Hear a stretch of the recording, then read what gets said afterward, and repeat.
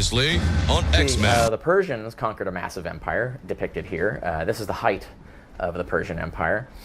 And when they did this, they brought a very popular religion in their culture, which was Zoroastrianism. And Zoroastrianism has a lot of peculiar features that Judaism did not have at the time. And this is where the Book of Mormon becomes really key in proving that Christianity is the diffusion, because Lehi and his family leave Jerusalem before the Persian takeover and the introduction of the Zoroastrian theology. Because the Christian theology Lehi preaches to his descendants already contains these elements. According to the things which I have read. All right, this is such small detail, but such an important plot point, because Lehi says this is something he read, which indicates that at some point, real-life humanity may discover documents which show these Christianist beliefs predating the Zoroastrian diffusion into Jerusalem during the Persian takeover. An angel of God had fallen from heaven, wherefore he became a devil, having sought that which was evil before God.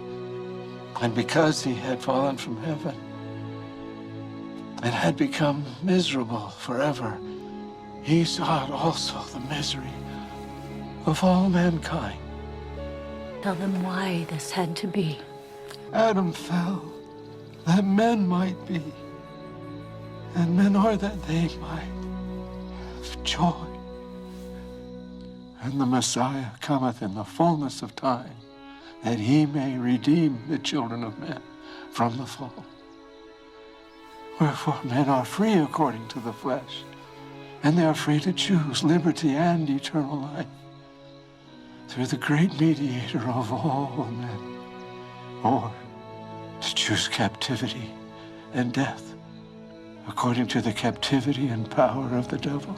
So you can see this Book of Mormon character Lehi supposedly already has, in the early 500s BC, this full theology of good and evil, heaven and hell, and a redeemer coming to help people get into heaven. But again, it's that minor detail, so quick you almost miss it. According to the things which I have read. What you gotta understand about how important the Book of Mormon is that mainstream Christianity has absolutely no answer to the accusation of cultural diffusion. Mainstream Christianity can only say, hey, every culture makes up its own things, but Christianity is one of those things that just grew out of nowhere because there was an actual Jesus. In other words, similarities are easy to find if you really want to find them. If you want to, you can find some pretty fascinating similarities between ancient Mayan and ancient Greek mythology. The same goes for religious ceremonial practices of the Vikings and religious practices of the Aztecs.